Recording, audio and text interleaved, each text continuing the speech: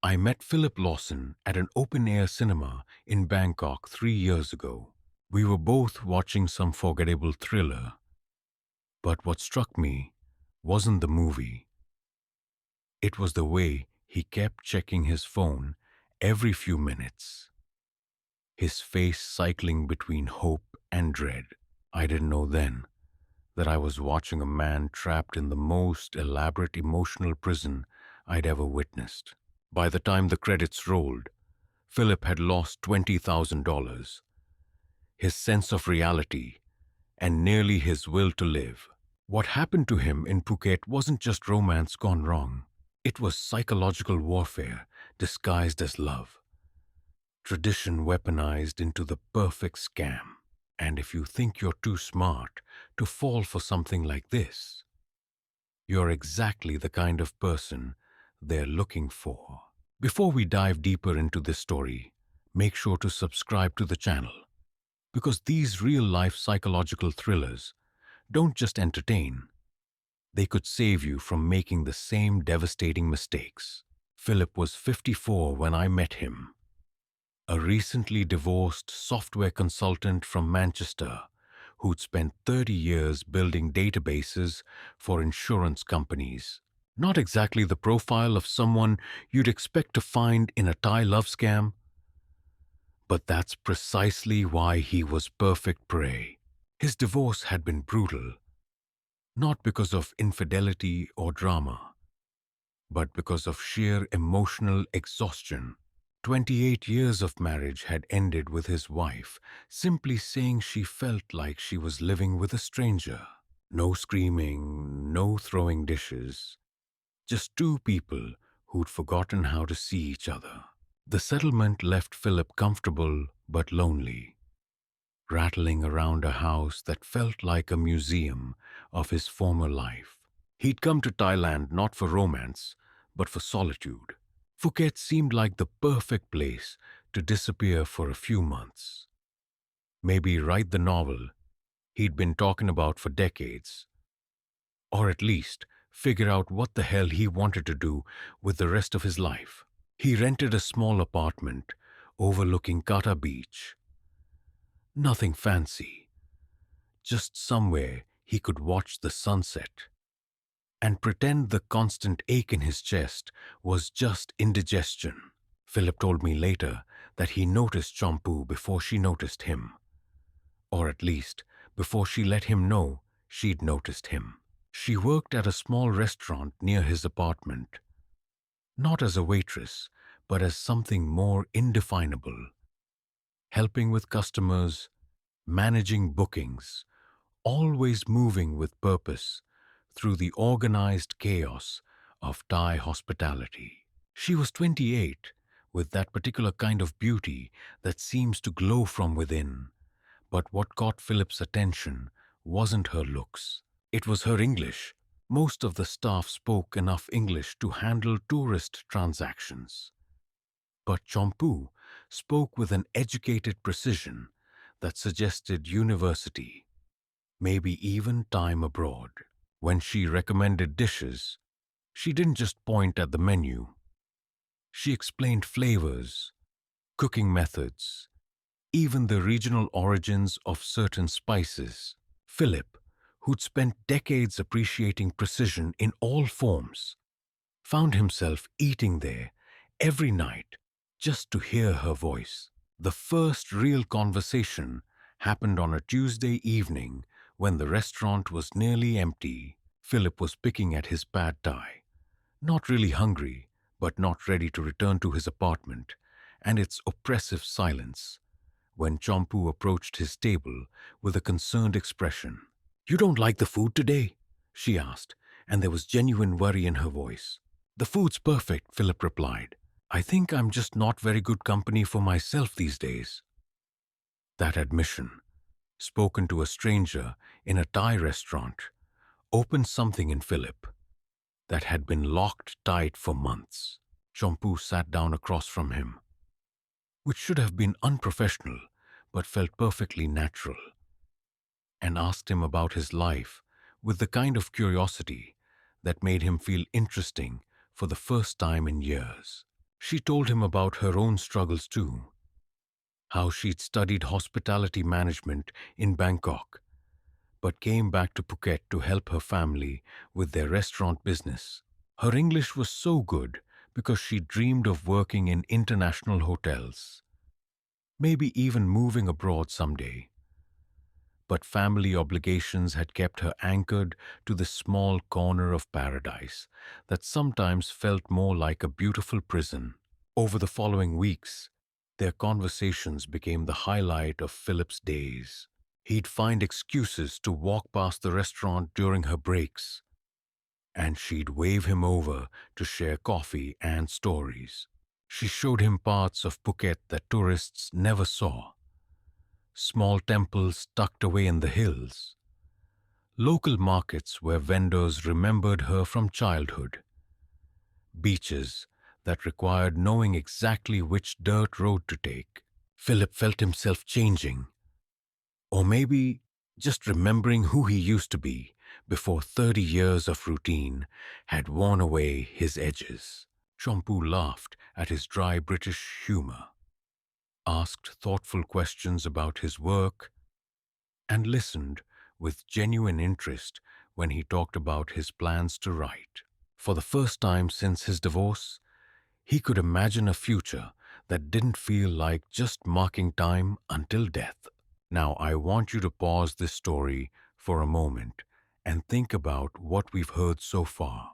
Philip is a lonely, recently divorced man who's found unexpected connection with a young, beautiful, intelligent woman in a foreign country. In the comments below, tell me what seems suspicious about this situation from an outside perspective, because I guarantee you, Philip wasn't seeing any red flags yet. The shift was so gradual that Philip later described it like watching the tide come in. You don't notice each individual wave, but suddenly you're standing in water up to your chest. It started with small requests for help. Chompoo's motorbike broke down, and the repair would cost 3,000 baht, about 70 pounds. Philip offered immediately, not as a loan, but as a gift, because what was 70 pounds compared to the joy she'd brought into his life? Then her younger brother needed money for university fees, and her mother's medication wasn't covered by insurance. Each crisis was real, urgent, and just significant enough to matter, but not large enough to seem like a scam. Philip found himself not just helping financially, but becoming emotionally invested in Chompoo's family's well-being, even though he'd never met any of them. Chompoo always protested when he offered money, which made Philip feel more generous, more needed. She'd tear up with gratitude, promise to pay him back, and then show him exactly how much his help meant by cooking his favorite dishes or planning special outings just for them. The physical relationship developed naturally alongside the emotional intimacy, and Philip felt like he was living in a romance novel where he was finally the hero instead of the footnote. The relationship intensified quickly, but not in ways that felt rushed or manufactured. Chompoo began staying at his apartment, first occasionally after late dinners, then regularly, as what felt like a natural progression of their connection. She kept some clothes there, cooked breakfast in the mornings, and slowly the space began to feel like it belonged to both of them, rather than just serving as Philip's exile from his old life. But there were moments, brief flashes, when something felt off. Chompoo would receive phone calls that made her tense, conversations in rapid tie that ended with her looking worried or frustrated. When Philip asked about these calls, she'd explain them as family problems, work issues, or complications with friends, always with enough detail to seem truthful, but somehow never quite adding up to a complete picture. She also seemed to know more about Philip's financial situation than he remembered telling her. Small comments about his consulting work, observations about his spending habits, questions about his plans for retirement that felt more calculating than curious.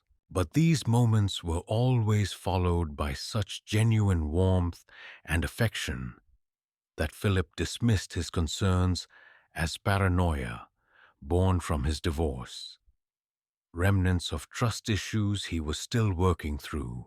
The first major warning sign came when Chompoo started talking about introducing him to her parents. At first, this felt like a natural progression, a sign that their relationship was becoming serious enough to involve family. But as the weeks passed, the introduction became less invitation and more obligation, tied to increasingly complex cultural expectations that Philip, for all his good intentions, couldn't fully grasp. Chompoo explained that her parents were traditional, that they needed to understand Bilswan's. Philip's intentions were honorable before they could give their blessing to the relationship.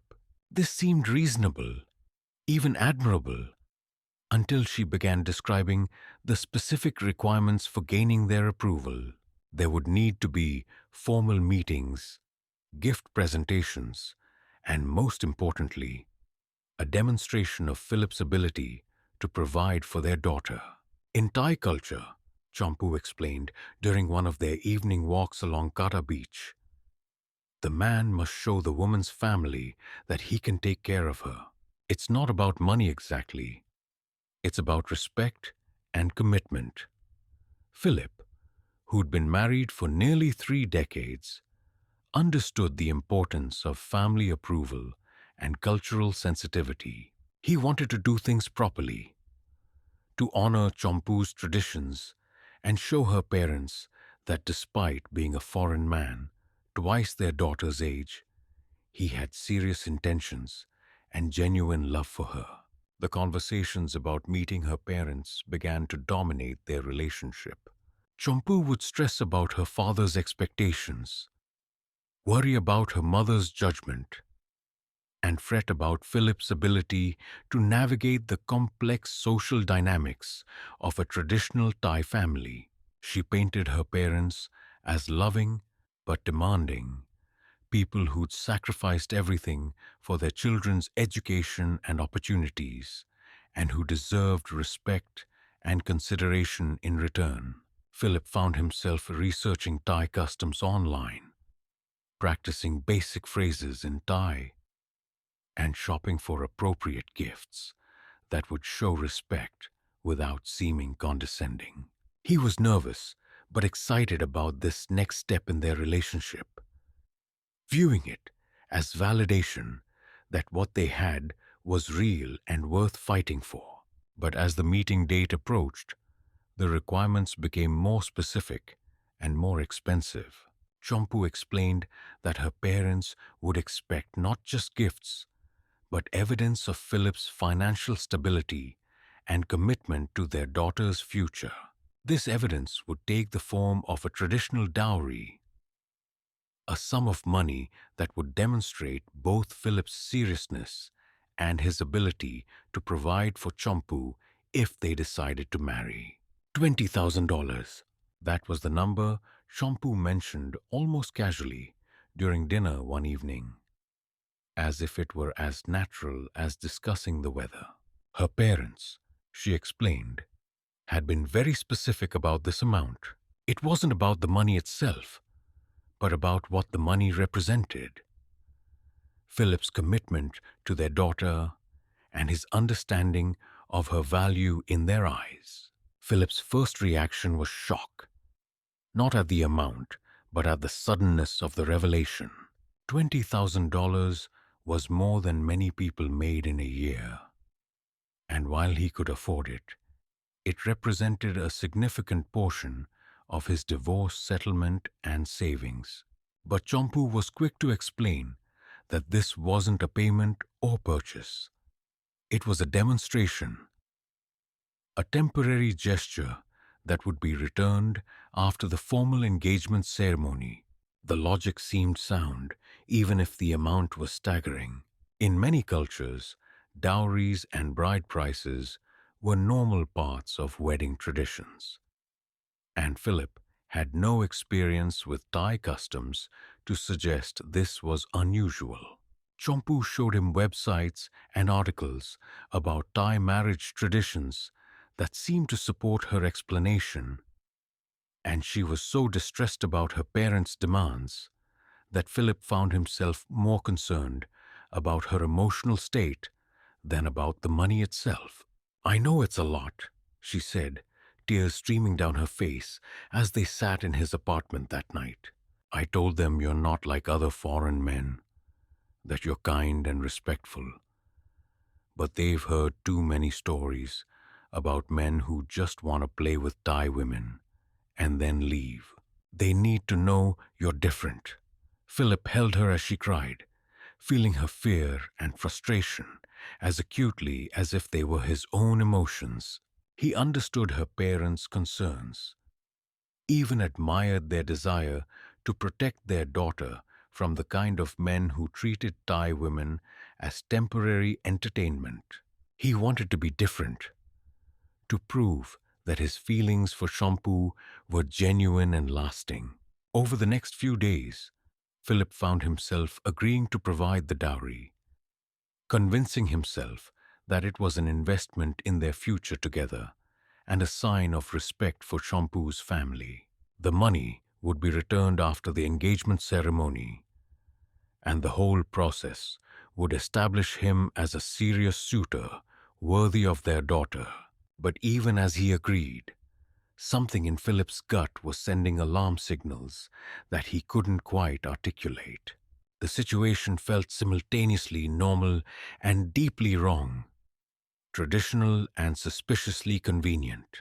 He found himself wondering why Chompoo hadn't mentioned her parents' specific expectations earlier in their relationship, why the cultural requirements seemed to escalate so quickly, and why every conversation about meeting her family seemed to generate more stress rather than more excitement. The process of gathering $20,000 proved more complicated than Philip had anticipated. His savings were spread across multiple accounts, and accessing that much cash required several days of bank visits, wire transfers, and financial juggling that left a detailed paper trail of his growing commitment to this relationship. Chompoo was incredibly grateful and relieved when Philip confirmed he could provide the money, but her gratitude came with new layers of complexity. Now there were specific requirements about how the money should be presented, when it should be transferred, and what Philip should say during the formal introduction to demonstrate his understanding of Thai culture and his respect for their family traditions.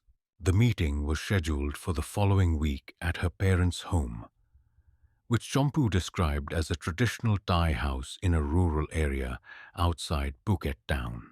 Philip would present the dowry in a formal ceremony, meet Chompoo's extended family, and hopefully receive their blessing for the couple's continued relationship. It was, according to Chompoo, the most important day of her life, the moment when her Western boyfriend would either be accepted as family or rejected as another unworthy foreigner. Philip spent the days leading up to the meeting practicing his Thai phrases, selecting appropriate clothes, and trying to manage his nervousness about meeting the people whose approval would determine his future with Chompoo. He withdrew the $20,000 in cash, as Chompoo had explained was traditional, and prepared himself for what he hoped would be the beginning of a new chapter in both their lives. The night before the meeting, Chompoo was more anxious than Philip had ever seen her. She barely ate dinner, kept checking her phone, and seemed to be fighting some internal battle that she couldn't or wouldn't share with him. When Philip asked if everything was okay, she explained that she was just nervous about the meeting, worried about whether her parents would approve of him, and stressed about the cultural differences that might cause misunderstandings. "What if they don't like me?" Philip asked, voicing his own fears. "They'll love you," Chompoo replied, but her voice carried uncertainty rather than conviction. "You're everything I've told them you are. Kind, generous, respectful. They just need to see it for themselves." That night, as Philip lay awake next to Chompoo in his apartment, he found himself questioning everything about their relationship for the first time since they'd met. Not the feelings, which were undeniably real, but the circumstances, the timing, the gradual escalation of financial requests, and the way every solution seemed to require more money and more trust. But morning came, and with it came Chompoo's excitement about finally introducing him to her family. Her nervousness had transformed into anticipation, and seeing her happiness made Philip's doubts seem like cold feet rather than legitimate concerns. He was, after all, about to meet the parents of the woman he loved, carrying a significant sum of money as a gesture of respect and commitment. It was natural to feel nervous. The drive to her parents' house took them away from the tourist areas of Phuket into rural countryside that Philip had never seen before. Chompoo directed him through increasingly narrow roads, past rice fields and small villages, until they arrived at what she said was her family's property. The house was modest but well maintained, surrounded by tropical gardens and fruit trees. Exactly the kind of place Philip had imagined when Chompoo talked about her childhood. But something felt wrong from the moment they arrived. There were no other cars in the driveway, no signs of preparation for an important family meeting, no indication that this was the significant cultural event Chompoo had been describing for weeks. The house felt empty, almost abandoned, despite its good condition. Chompoo seemed to notice Philip's confusion and quickly explained that her parents were probably inside preparing for the ceremony, that they were private people who didn't like to make a big show of their wealth or preparations. She led him to the front door, which was unlocked, and called out greetings in Thai as they entered.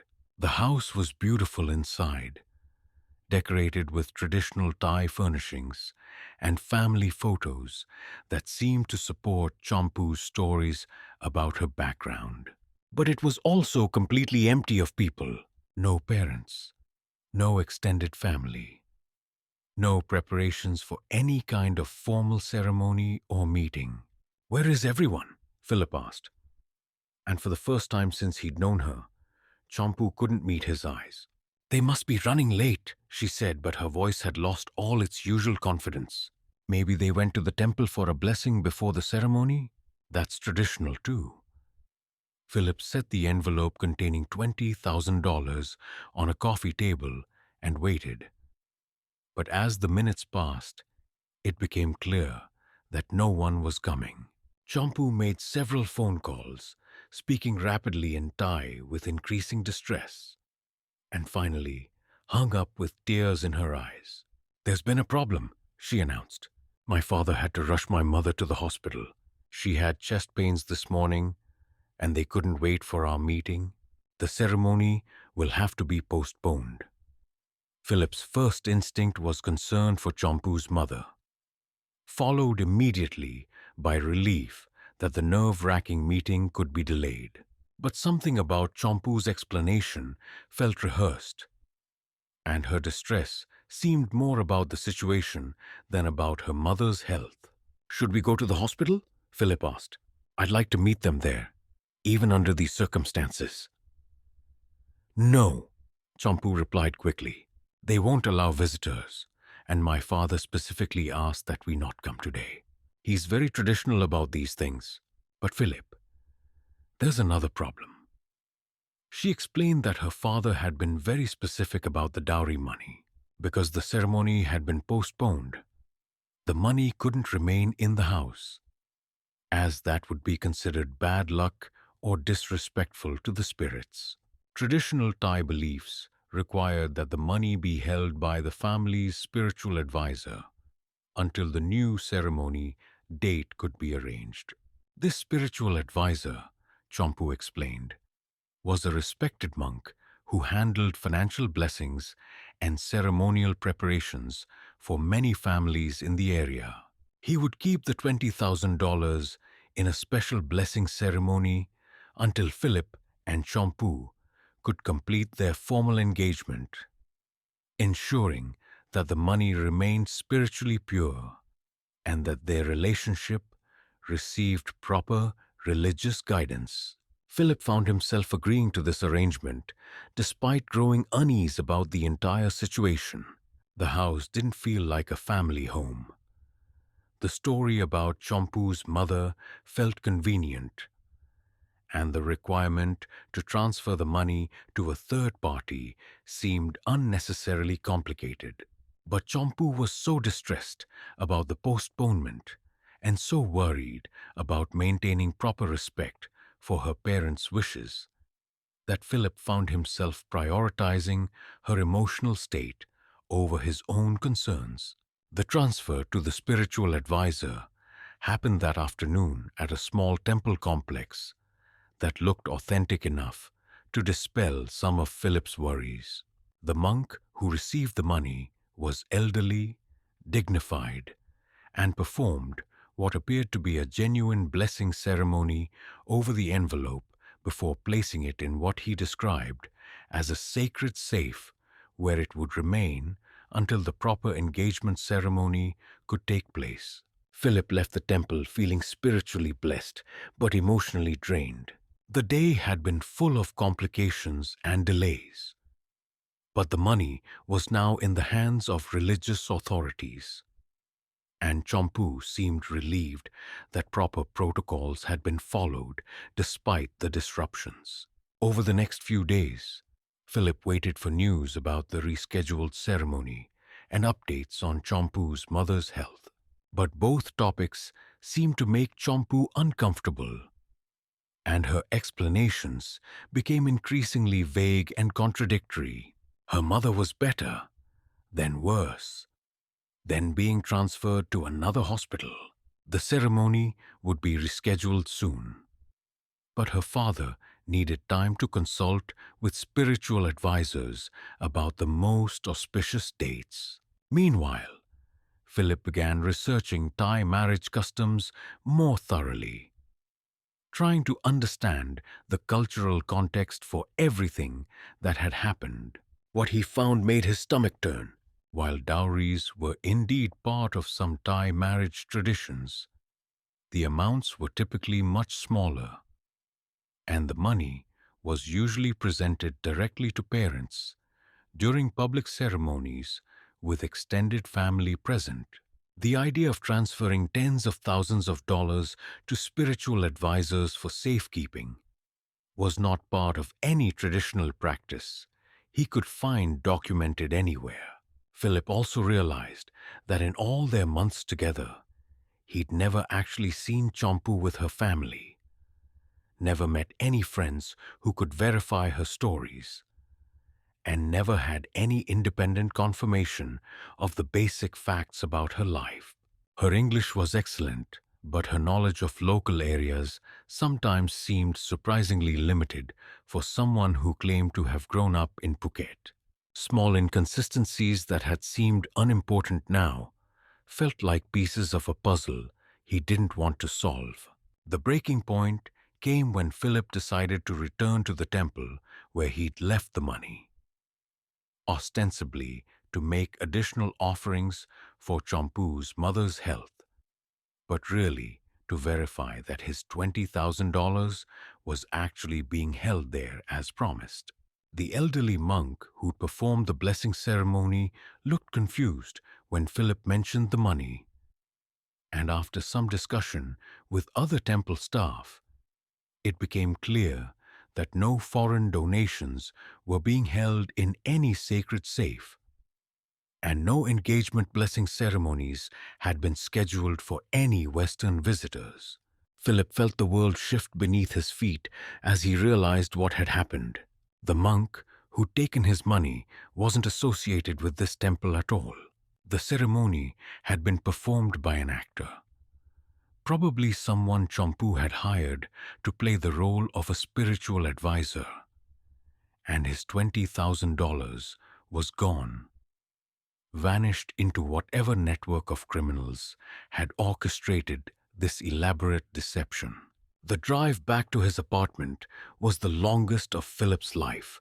Every mile gave him time to reconsider every moment of his relationship with Chompoo, to see the manipulation behind gestures he'd interpreted as love, to understand how expertly he'd been played by someone who'd studied his vulnerabilities and exploited them with surgical precision.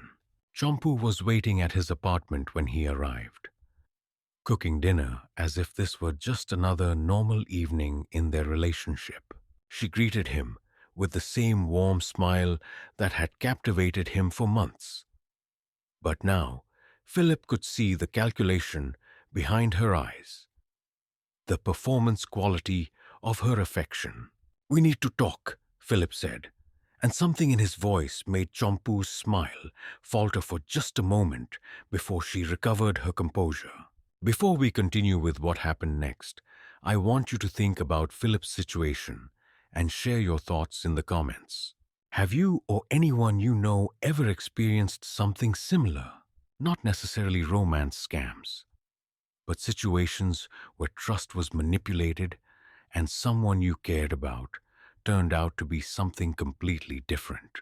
Subscribe to the channel and let me know in the comments below, because Philip's story is far from over, and what happens next will surprise you. The confrontation was unlike anything Philip had imagined during his drive home. He'd expected denials, tears, desperate attempts to maintain the illusion that had sustained their relationship for months. Instead, Chompoo listened calmly as he described his visit to the temple, his research into Thai marriage customs, and his growing realization that their entire relationship had been built on lies. When he finished speaking, she was quiet for a long moment, then slowly began to clap her hands in what seemed like genuine appreciation. "Very good, Philip," she said, and her voice had lost all traces of the accent and speech patterns he'd become accustomed to. "I was beginning to think you'd never figure it out. Most men take much longer, and some never do." The transformation was immediate and complete.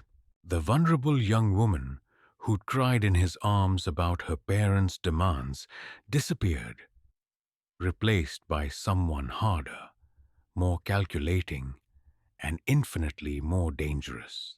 Chompoo stood up from the dinner she'd been preparing and faced Philip with the confidence of someone who'd just revealed their true nature.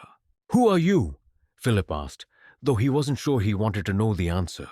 "I'm exactly who I said I was," she replied. "My name really is Chompoo.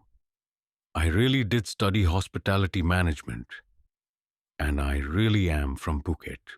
I just left out some details about my current profession." She explained her operation with the pride of a craftsman describing their finest work.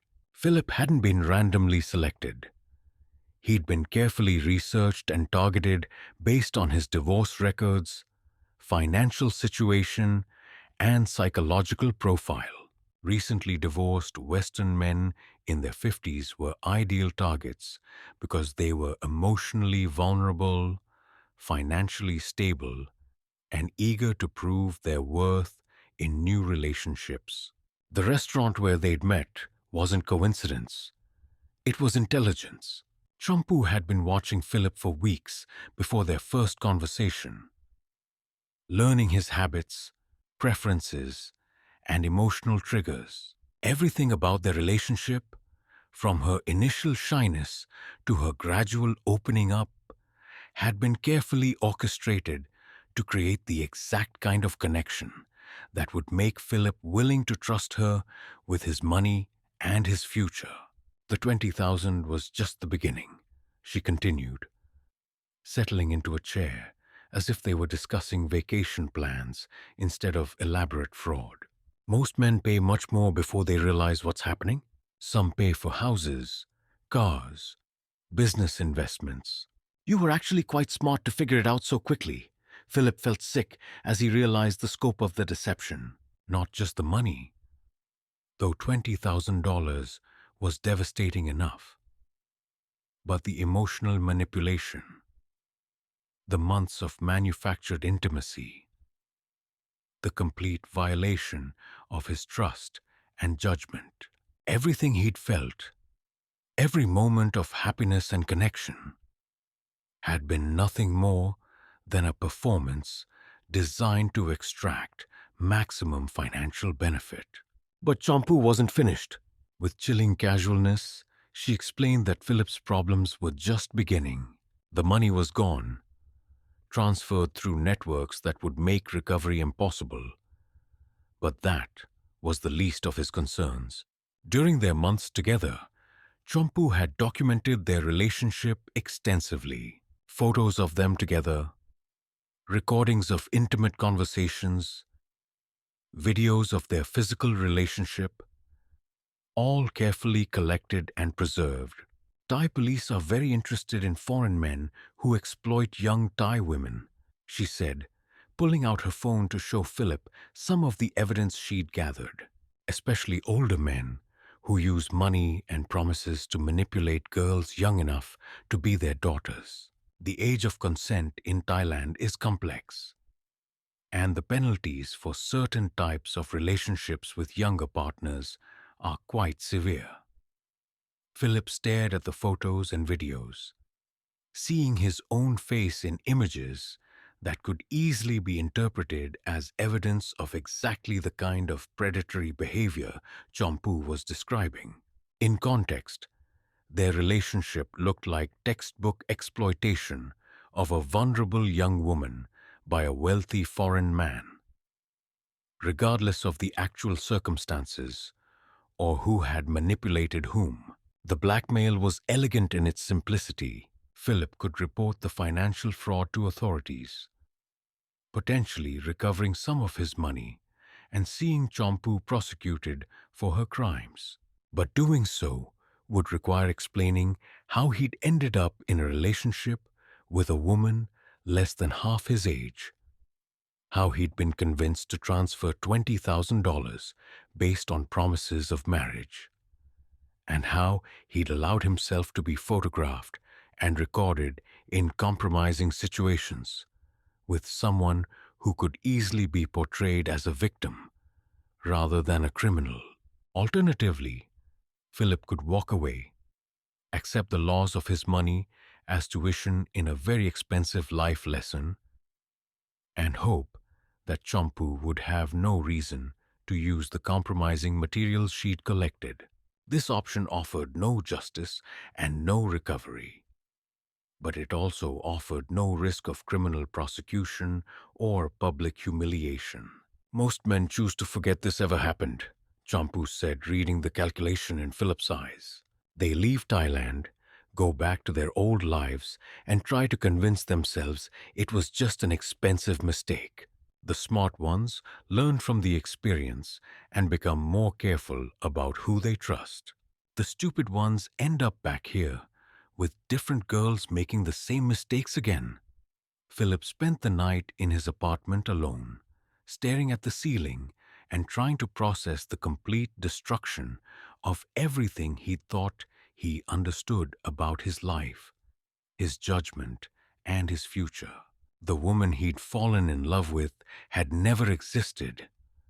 The culture he'd tried so hard to respect and honor had been weaponized against him, and the money he'd saved for his retirement was gone forever.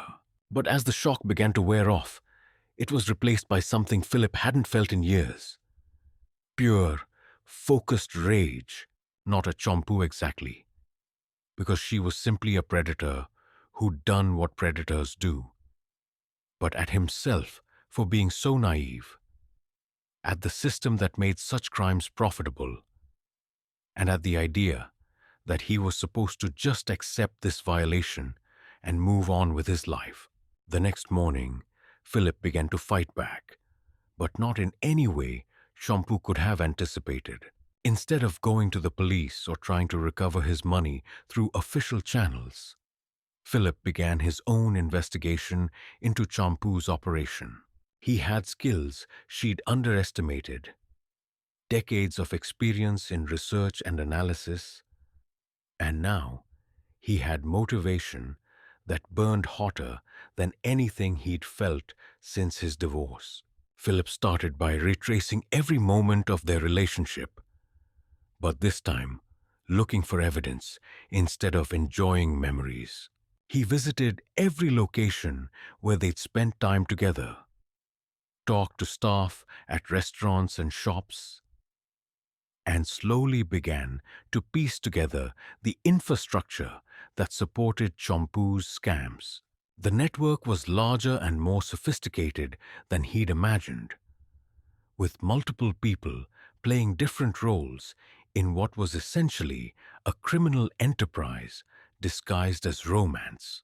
The fake monk who'd taken his money was just one actor in a larger cast. The restaurant where they'd met employed several women who worked similar schemes with different foreign men.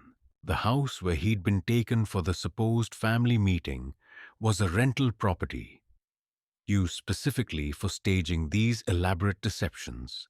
Even some of the other customers at various establishments had been plants, people whose job was to witness and validate parts of Chompoo's story. But Philip's investigation revealed something else that changed everything. He wasn't Chompoo's only current victim. She was simultaneously running similar operations with at least 3 other foreign men, each at different stages of the same basic script she'd used on Philip. One was an Australian in his 60s who'd been sending money for what he believed were medical emergencies. Another was a German businessman who was being prepared for his own dowry scam.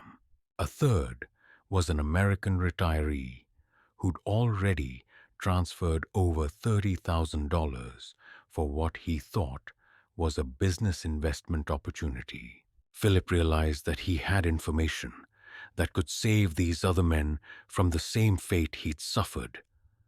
But more importantly, he had evidence of ongoing crimes that might be enough to interest authorities, despite the complications of his own situation.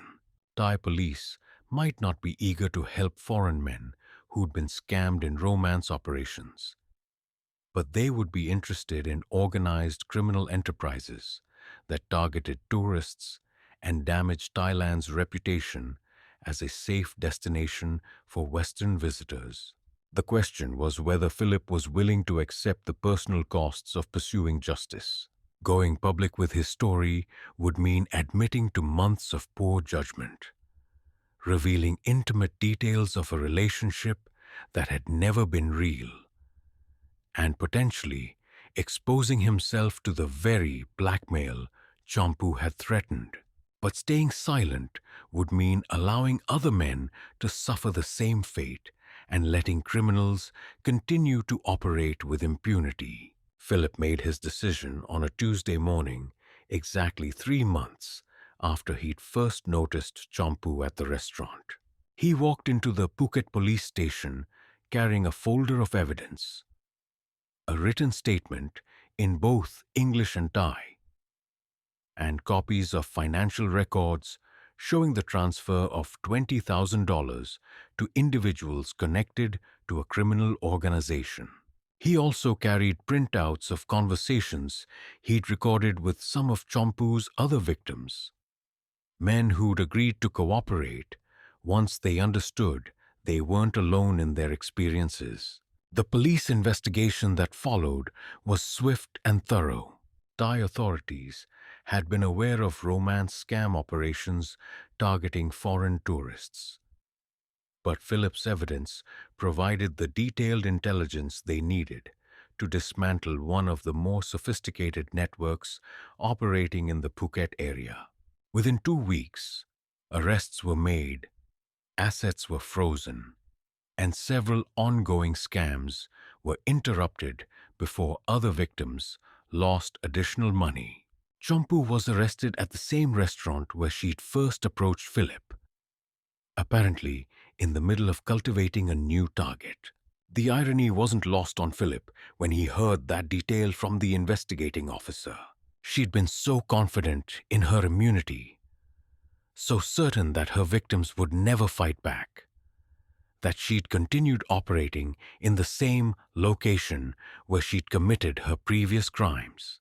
The legal proceedings were complicated by the international nature of the crimes and the reluctance of some victims to testify publicly. But eventually, Chompoo and several members of her network were convicted of fraud, conspiracy, and money laundering. Philip recovered about half of his $20,000 from seized assets, but more importantly, he'd prevented other men from losing significantly more. The personal costs were exactly what Philip had expected. Details of his relationship with Chompoo became public record during the trial, and the story attracted enough media attention to be embarrassing both in Thailand and back home in Manchester.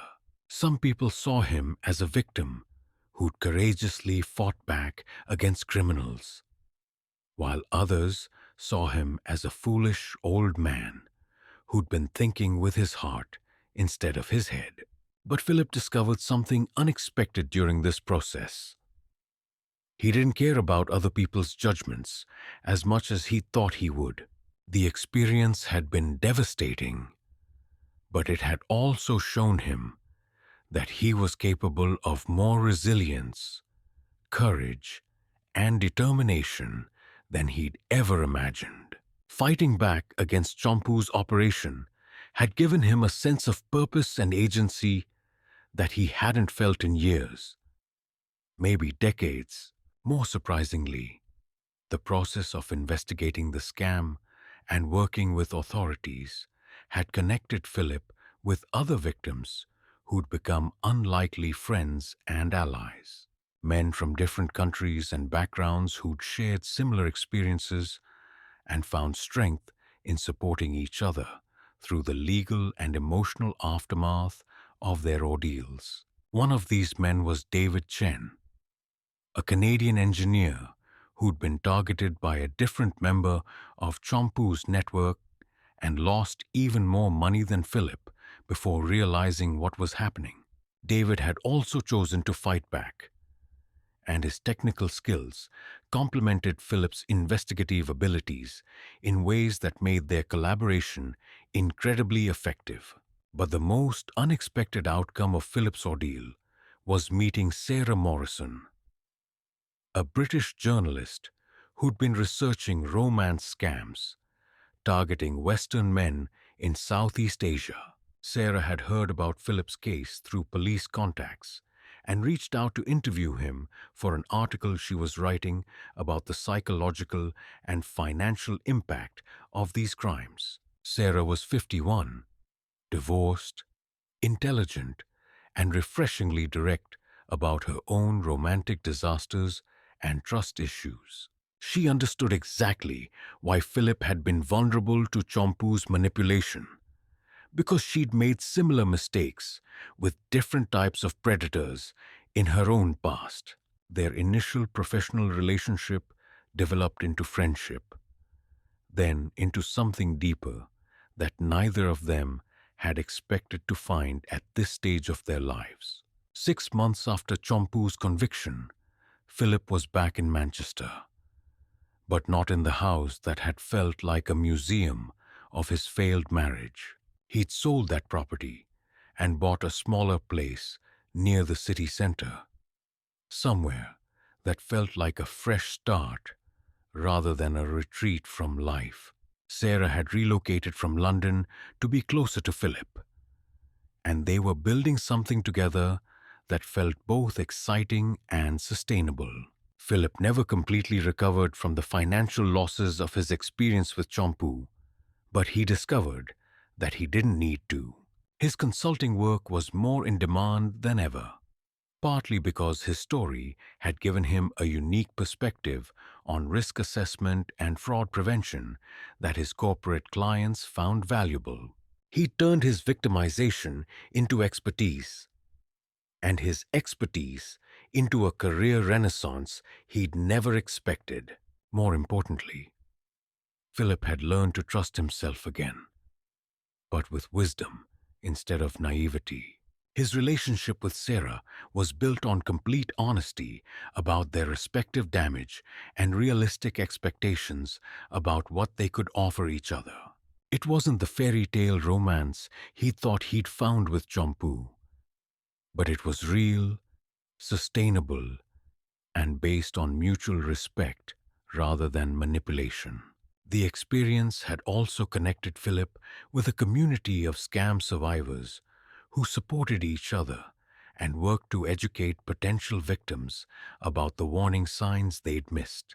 Philip regularly spoke at expat meetings and online forums, sharing his story not as a cautionary tale, but as evidence that recovery and growth were possible even after devastating betrayals. 1 year after meeting Chompoo, Philip returned to Phuket with Sarah, not to relive his trauma, but to face it and put it in proper perspective.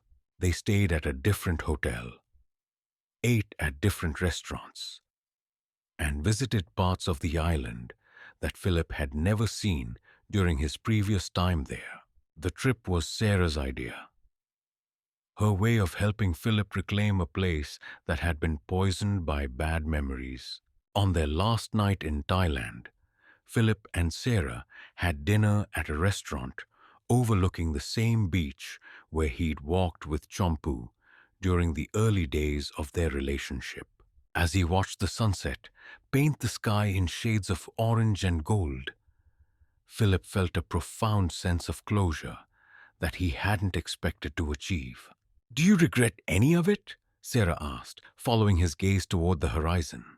Philip considered the question seriously. The financial losses, the emotional devastation, the public embarrassment, the months of self-doubt and anger. Against that, he weighed the personal growth, the unexpected friendships, the career renaissance, and most importantly, the relationship with Sarah that might never have happened if he hadn't gone through this experience. "I regret being naive," he said finally. "I regret not trusting my instincts when things felt wrong, but I don't regret taking the risk of loving someone, even if that someone turned out to be a lie. The alternative would have been staying safe and staying alone, and that would have been a different kind of tragedy." Philip's story doesn't end with a simple moral or easy answers about trust and relationships. Real life is more complicated than that, and the lessons we learn from our worst experiences are usually more nuanced than we expect. What Philip discovered is that resilience isn't about avoiding bad things. It's about surviving them and finding ways to grow stronger and wiser in the aftermath. He also learned that shame is often the most damaging part of being victimized by someone we trusted. The criminals take our money, but shame steals our ability to move forward and learn from our experiences. Philip's decision to fight back publicly, despite the personal costs, had freed him from the shame that keeps many victims silent and isolated. Today, Philip and Sarah live together in Manchester, working on projects that matter to them and building a relationship based on mutual respect, shared experiences, and realistic expectations.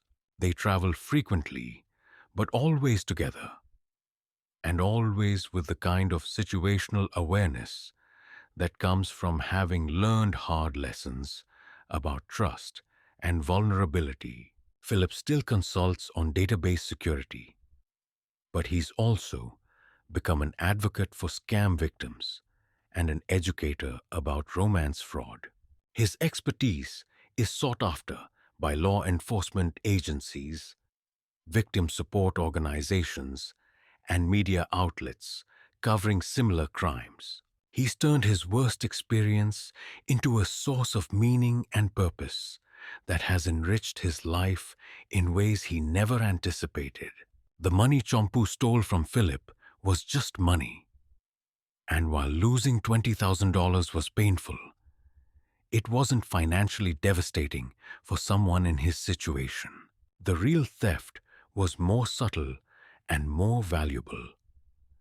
She'd stolen his confidence in his own judgment, his willingness to be vulnerable with another person, and his faith in the possibility of authentic connection at his age. But by fighting back, by refusing to accept victimization as his final identity, Philip had recovered something more valuable than the money. He'd reclaimed his agency, his self-respect, and his belief in his own resilience. The experience had been horrible, but surviving it had made him stronger and more capable than he'd ever been before.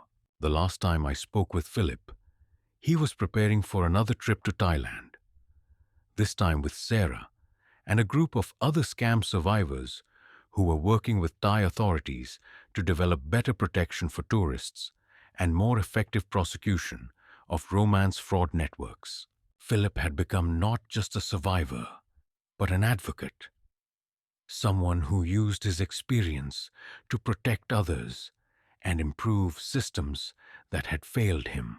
The best revenge, Philip told me, isn't getting your money back or seeing the criminals punished, though both of those things matter. The best revenge is refusing to let them define who you become after they're gone. Chompoo thought she was stealing my future when she took my money and broke my trust. Instead, she accidentally gave me the most meaningful work of my life and led me to the best relationship I've ever had. Philip's story is a reminder that our worst experiences often contain the seeds of our greatest growth, but only if we're willing to plant them in soil that's been enriched by wisdom, watered by courage, and tended with the kind of persistent hope that refuses to give up on the possibility of better days ahead. If you've made it this far in Philip's story, you've invested significant time in understanding how sophisticated romance scams work and how even intelligent, successful people can become victims of expertly crafted emotional manipulation. But more importantly, you've seen how it's possible to recover from devastating betrayals and build something meaningful from the wreckage of trust. I want to know what resonated with you about Philip's experience. Have you or someone you know ever faced similar situations where trust was weaponized against you? Maybe not romance scams specifically, but any situation where someone you cared about turned out to be fundamentally different from who they claimed to be. Share your thoughts in the comments below, because these conversations help all of us become more aware of the warning signs and more supportive of people who are recovering from similar experiences. And if Philip's story has taught you anything about resilience, second chances, or the possibility of finding authentic connection even after devastating betrayals, make sure to subscribe to this channel and hit the notification bell. We share real stories about real people who faced extraordinary challenges and found ways to not just survive, but thrive in the aftermath. Your subscription helps us continue telling these important stories and building a community of people who understand that our worst experiences don't have to define our futures. What story would you like to hear next? Drop your suggestions in the comments. And remember that every story we tell here is about real people who've given us permission to share their experiences because they want to help others avoid similar mistakes or find similar strength. Until next time, remember that your story isn't over, no matter what chapters you've already survived.